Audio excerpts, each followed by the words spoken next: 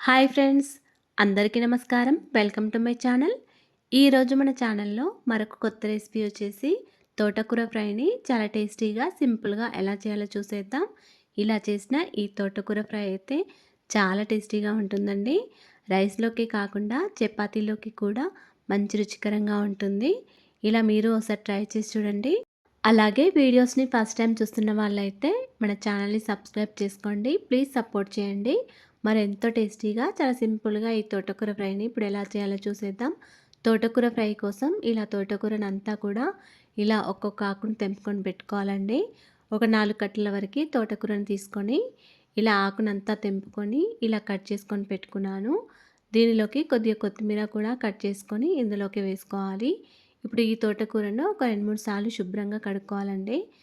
ఒక 3 సార్లైనా కడుక్కొని పెట్టుకోవాలి. ఇలా కడిగిన తోటకూరనంతా కూడా ఒక స్ట్రెయినర్లోకి వేసుకోవాలి.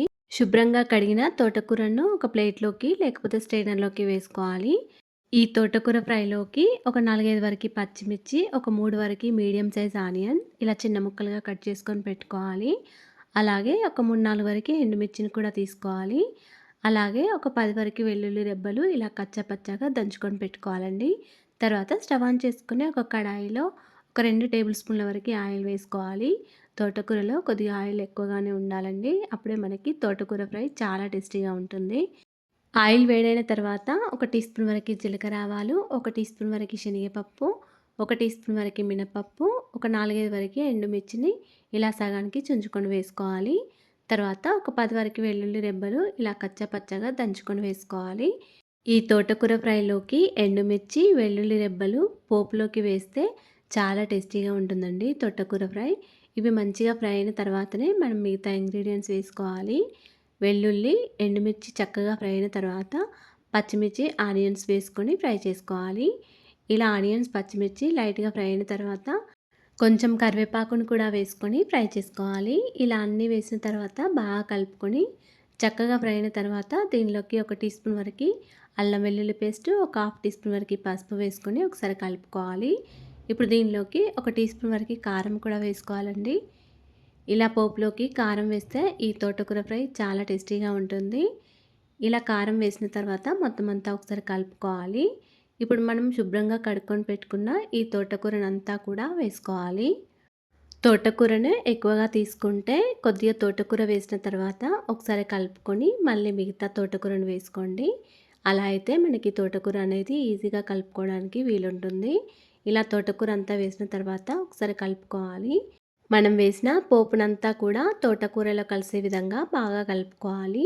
ఇలా కలుపుకున్న తర్వాత కొద్దిసేపటికే ఇలా కొంచెం దగ్గరగా అయిపోతుందండి. ఇప్పుడు దీనిలోకి రుచికి సరిపడా సాల్ట్ని కూడా వేసుకోవాలి. ఇలా సాల్ట్ వేస్తే మనకు దీనిలో నుంచి వాటర్ వచ్చి తోటకూర అనేది మనకి చక్కగా ఉడికిపోతుంది. ఇలా సాల్ట్ వేసిన తర్వాత మొత్తం అంతా మళ్ళీ కలుపుకోవాలి.